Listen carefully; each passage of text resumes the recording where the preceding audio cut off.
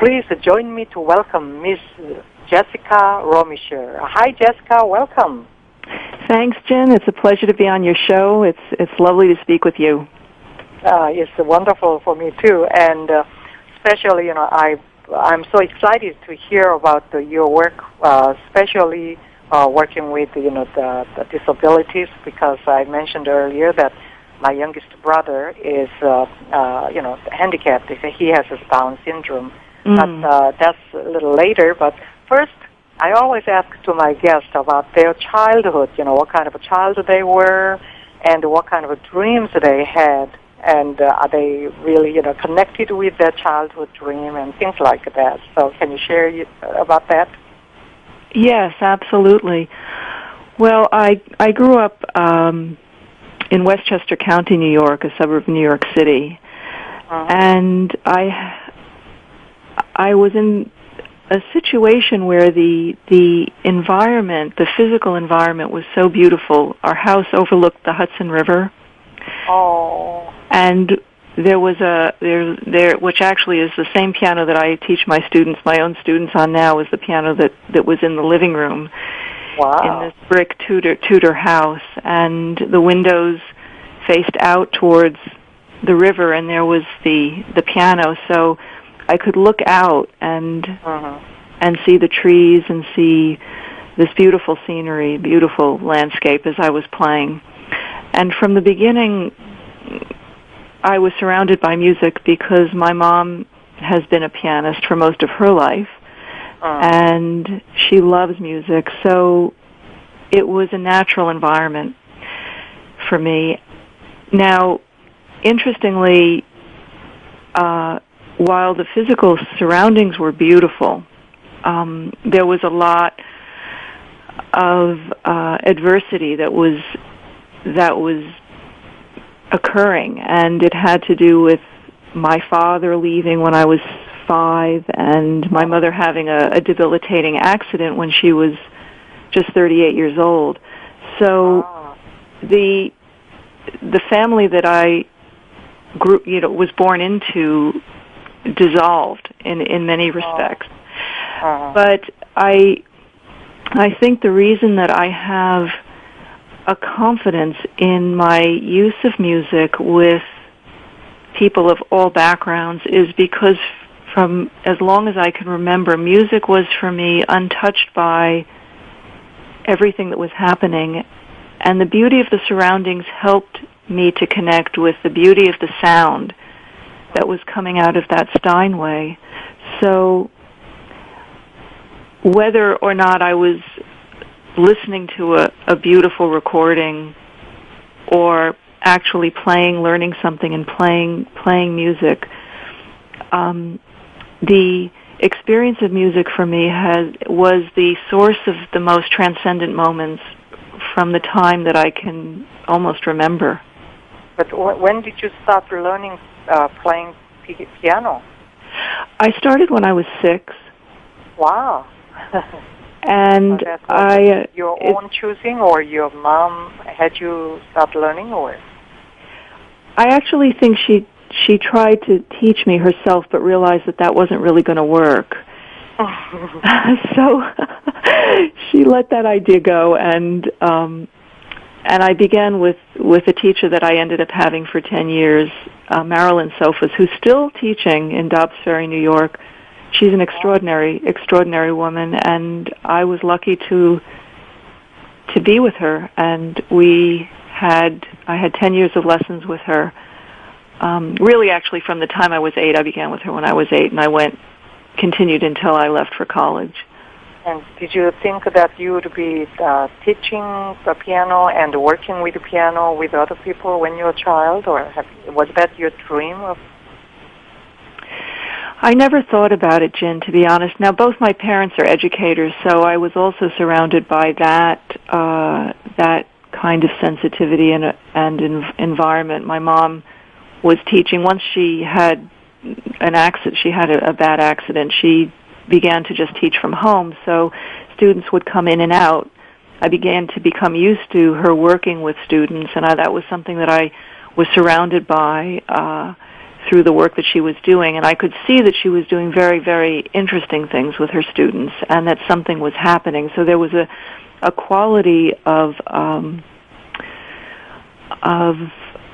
healing, I would almost say, in the people that were coming to her, that while I wasn't so conscious of it, was certainly part of the environment that was being created. And yes, I introduced that. Excuse me. You're connected. I mean, you're descendant of Chopin and Beethoven. Which side of your family are related to? Well, the way that works, Jen, is that my mom studied. It's actually through a piano lineage, which my mom studied with a beautiful man in New York City during the 40s and early 50s named Leopold Mittman, who was a Polish pianist, and he came out to America. Oh, okay. It looks like we lost you just one second. Can you hear me now? Okay. Yeah, now I can hear you. Okay, that's great. So he is in that lineage. My mother's piano teacher is in the direct lineage of Chopin and Beethoven through his own teachers. So it's a pedagogical lineage, not a blood lineage. But even I'm a PhD from Harvard, that I didn't understand that word, you know. It's encouraging to other people, I guess.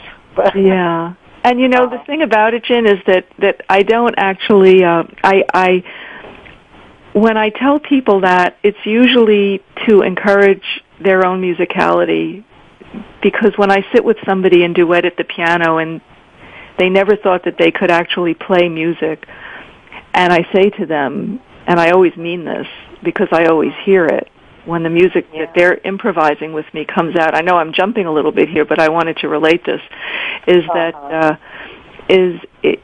I'll say something to them about that lineage, because I truly believe that the impulse and the creative inspiration and the beauty that a person would associate with Chopin, with his extraordinary piano pieces, or Beethoven with his extraordinary music, that same impulse is actually universal. And I use that to really allow people to help people gain confidence in themselves, so they know they're in this lineage working with me, and they can trust that, and they can gain confidence in themselves through that. Yeah. When did you begin teaching, really, and then what led you to improvise in duet with your students? It's a very good question, because I was improvising myself in my own music from the time I was probably 12 or 13, and I actually even remember composing little pieces when I was 8 or 9. So I liked making stuff up. And I think there's a connection there, because when I began to teach after I graduated from college, I was actually living in Australia at that time. I moved out there. Something compelled me to sit and begin to create music with my students, rather than just be limited by the written music. It's in that respect that, you know, my son, who is a chef right now, and he learned the skills, and then based on the skills he learned, and he started creating a lot of things, and you know, he tries out with his guest. I know it's a kind of a different world, but in a way, you know, I can see the arts in both preparing, you know, creating food, and creating the music in helping, you know, people in a way. So absolutely. It's an appropriate analogy, Jen, because you see, he's stepping out into his own mastery of that medium. Yeah, and it takes a certain kind of willingness to risk being a bit in the unknown and trusting that you're going to do it. And we can talk about you know, that the improvising in Duet a little, later because we have to take a station break this time. I told you time flies once we start. It certainly does. Anyway, so you are listening to Gene Robertson at American Dreams. The Sky is the Limit. And today we are sharing the important messages from Jessica Roemischer. So stay tuned for more wisdom from her. We shall return.